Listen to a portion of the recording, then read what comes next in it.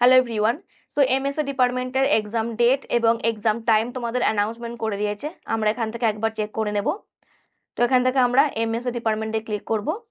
আর এখানে আমাদের দেখো এন্ট্রান্স টেস্টের শিডিউল দিয়ে দিয়েছে গ্রুপ ওয়াইজ। তো একটা পেজের মধ্যেই কিন্তু রয়েছে তোমাদের এক্সাম দিতে যেতে হচ্ছে টিসিএস গীতবিতানে। তো সেই মতো তোমরা কিন্তু আগে থেকে চলে যাবে, যাদের খুব দূরে বাড়ি, যাদের কাছাকাছি রয়েছে তোমরা কিন্তু সেই মতো যাবে। তো 27 তারিখে আমাদের সায়েন্স ডিপার্টমেন্টের এক্সাম শুরু হচ্ছে। আর তোমাদের কিন্তু এক্সাম ফার্স্ট শিফটে কারোর পড়ছে না, সেকেন্ড শিফট, থার্ড শিফট আর ফোর্থ শিফট, এই তিনটে শিফটের মধ্যে তোমাদের এক্সাম দিয়েছে। প্রথমে আমাদের যেটা এক্সাম হচ্ছে সেকেন্ড শিফটের 11:30 থেকে 12:30 পর্যন্ত। এখানে আমাদের গ্রুপ নম্বরগুলো লেখা আছে, অর্থাৎ এই প্রত্যেকটা সাবজেক্টের কিন্তু এই দিন আর ঠিক এই সময়তে এক্সামটা হচ্ছে। Physics, electronics, computer science, chemistry, mathematics, statistics, geology, geography, agriculture and human development. তোমাদের রিপোর্টিং টাইম হচ্ছে 10টা থেকে, তাহলে 10টার আগে তোমাদেরকে পৌঁছে যেতে হবে গীতবিতানে। 10টা থেকে 11টা পর্যন্ত তোমাদের ভেরিফিকেশন চলবে, ঠিক তারপর তোমাদের 11:30 থেকে এক্সাম শুরু হবে। তারপর থার্ড শিফটে এক্সাম রয়েছে 2:30 থেকে 3:30 পর্যন্ত। Psychology, physiology, botany, microbiology, zoology, atmospheric science, anthropology, food and nutritions. তোমাদের রিপোর্টিং টাইম হচ্ছে 1টা থেকে, মানে 1টা থেকে 2টো পর্যন্ত তোমাদের রিপোর্টিং হচ্ছে। 1টার আগে তোমাদেরকে গীতবিতানে পৌঁছে যেতে হবে। তারপর ফোর্থ শিফটে এক্সাম তোমাদের পড়ছে only for common entrance test, 230 number subject group. এবার অনেকেই তোমরা বলছো যে এটা কোন সাবজেক্ট। তো যখন তোমরা ফর্মটা ফিল আপ করেছো, তোমার অ্যাপ্লিকেশন ফর্মটা দেখো, ওখানে যদি 230 লেখা থাকে তাহলে বুঝবে এটা তোমার জন্য। যদি 230 না লেখা থাকে তাহলে বুঝবে এটা তোমার জন্য নয়। তাদের কিন্তু ফোর্থ শিফট এক্সাম হচ্ছে, রিপোর্টিং টাইম হচ্ছে 3:30 থেকে, তাহলে তাদেরকে 3:30টার আগে পৌঁছে যেতে হচ্ছে টিসিএস এ।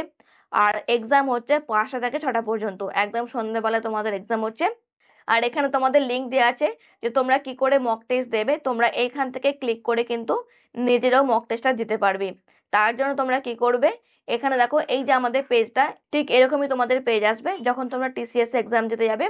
এই রাইট সাইডে দেখো তোমার এখানে ছবি দেওয়া থাকবে, আর এখানে জন স্মিথ লেখা আছে, এখানে তোমার নাম দেওয়া থাকবে, আর এখানে তোমার সাবজেক্ট দেওয়া থাকবে। ওকে, দিয়ে এখানে তোমরা অ্যাপ্লিকেশন নাম্বার দিলে পাসওয়ার্ড দিয়ে তোমরা সাইন ইন করবে। এবার এটা যেহেতু একটা তোমাদের ডেমো লিঙ্ক, এখানে তোমাদের আর অ্যাপ্লিকেশন আইডি বা পাসওয়ার্ড কিছু দিতে হচ্ছে না, দিয়ে তোমরা সাইন ইনে ক্লিক করবে। যখন তোমরা সাইন ইনে ক্লিক করবে তারপরে এই পেজটা আসবে। এটাও কিন্তু তোমাদের রিয়েল এক্সামে আসবে। আমরা নেক্সটে ক্লিক করব, তারপরে আই এগ্রিতে ক্লিক করব, করে I am ready to begin. So এই দুটো স্টেপ আমাদেরকে করতে হবে। আর এই হচ্ছে আমাদের এক্সাম ইন্টারফেস। ঠিক সেম এক্সাম ইন্টারফেস তোমাদের কিন্তু রিয়েল এক্সামেও আসবে। যেখানে দেখো ডান দিকে যে তোমাদের কোয়েশ্চেন দেয়া আছে, 50টা তোমাদের কাছে কোয়েশ্চেন থাকবে। এবার এখানে দেখো লাল কালারের যে তোমার মার্কটা রয়েছে, এটা হচ্ছে যখন তোমরা কোনো প্রশ্নের উত্তর দেবে না। যদি তুমি এখানে কোনো একটা প্রশ্নের উত্তর দিয়ে দাও, দিয়ে তোমাকে সেভ অ্যান্ড নেক্সট অবশ্যই করতে হবে। সেভ অ্যান্ড নেক্সট না করলে তোমাদের কিন্তু অ্যান্সারটা সেভ হবে না। তো অবশ্যই যখন তোমরা কোনো প্রশ্নের উত্তর দেবে, আগে অ্যাটেম্প করে সেভ অ্যান্ড নেক্সট করবে। তাহলে দেখো এখানটা গ্রিন মার্ক হয়ে গেল। গ্রিন মার্ক হওয়া মানে তুমি এই প্রশ্নের উত্তর দিয়েছো। সেকেন্ডলি মনে করো কোনো একটা প্রশ্ন তুমি দেখে বুঝতে পারছো না যে এটার উত্তর কি হবে, 50-50 তোমার হয়তো কনফিউশন রয়েছে, তুমি এটা চাইছো যে তুমি এটা পরে করবে, তাহলে তুমি কি করবে, মার্ক ফর রিভিউ করে রাখবে। যদি মার্ক ফর রিভিউতে ক্লিক করো তাহলে দেখো এটা পার্পেল কালার হয়ে গেছে। তাহলে পার্পেল কালারটা দেখে আমি বুঝতে পারবো যে আচ্ছা আমি এই প্রশ্নটা পরে করবো ভেবেছিলাম। তো আমি যদি 50টা প্রশ্ন অ্যাটেম্প্ট করিনি, তারপর আমি কিন্তু আবার ব্যাক করে আমি রিঅ্যাটেম্প্ট করতে পারবো। আমি যে কয়েকটা প্রশ্নতে পার্পেল কালার দিয়েছিলাম, শুধুমাত্র সেই প্রশ্নগুলোতে পরপর ক্লিক করে করে আমি দেখতে পারবো। ওকে, সো এইভাবে কিন্তু আমরা এক একটা প্রশ্নের উত্তর দেব এবং সেভ অ্যান্ড নেক্সট করব। সো এইভাবে কিন্তু তোমাদেরকে অ্যাটেম্প্ট করতে হবে।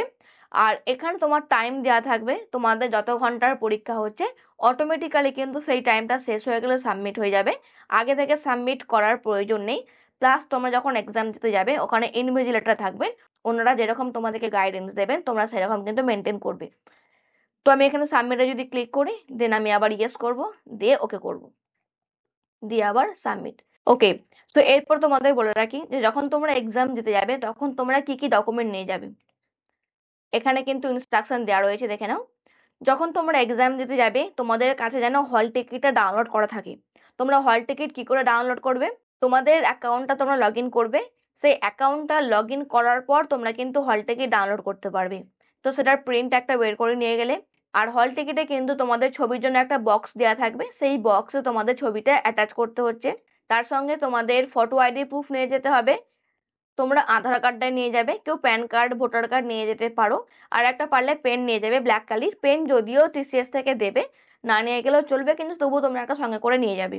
অ্যাডমিট কার্ড তোমাদের 16 তারিখের মধ্যে দিয়ে দেওয়ার কথা, যদি না দেয় তাহলেও কিন্তু তোমাদের 22 তারিখের মধ্যে অ্যাডমিট কার্ড দিয়ে দেবে।